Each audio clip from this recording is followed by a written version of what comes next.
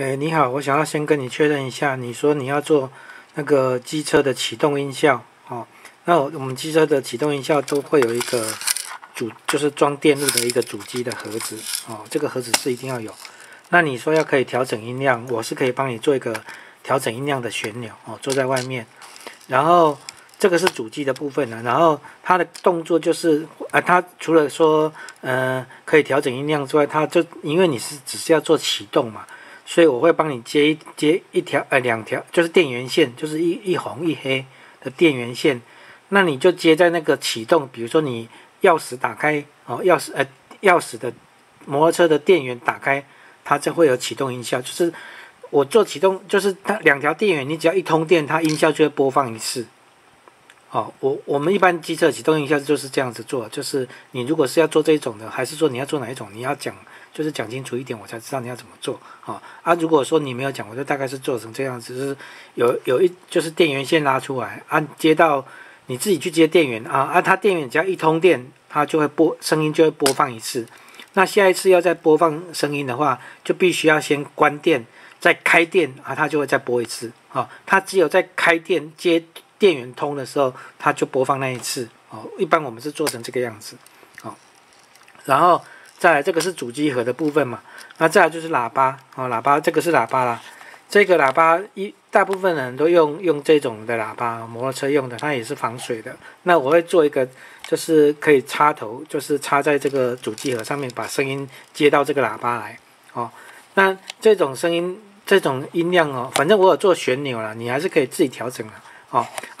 其实喇叭声量的大小跟它的瓦数跟喇叭的大小有关系啊，你不可能像喇叭小小的一颗你要它声音很大声，那不可能的，因为它功率就是不一样，瓦数不一样。这个通常音量我们这个可以你自己去调整啊，其实调的太大声，喇叭承受不住，它会有破音啊，会啵啵啵那个声音会闭车，会好像开叉那种会啵啵啵的声音那就是喇叭的功率不够。所以说你如果说想要大声一点这个是我们一般都是用这种的，因为我不知道你因为你自己有做音量的旋钮通常这个音量旋钮调到大概120左右就已经很大声了，120分贝我们会有分贝器测量，大概120分贝就很大声了。那你如果觉得你还要更大声，那就是要用这种的，这种是一般人家汽车的倒车喇叭啦，它是比较大。你看它的口比较大，当然是音量就会比较大声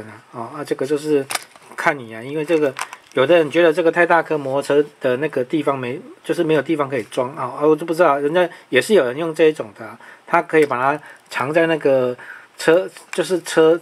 摩托车前面那个斜板那个机壳里面或者是反正就自己找地方去藏就看你或者是说你把它装在脚踏垫的地方就看你如果就是你现在可以看到底下这里好像那个尺一格一格的，它一格就是1公分你可以大概看一下它的尺寸，比如说你现在用我的手去当比例大概这样子这个是比较小一点当然大小就会影响到音量看你是要哪一种，你觉得这种就好还是这一种就好，大的还是小的那你大概跟我讲一下。然后我刚刚讲的功能比如说通电之后声音就会播放一次下一次要再播放必须断电再通电它才会播放一次。一般启动因为你只有启动的时候播放那一次然后这里会做一个音量调整旋钮那你如果是大颗的一样，我们会用这种耳机插头就插上去主机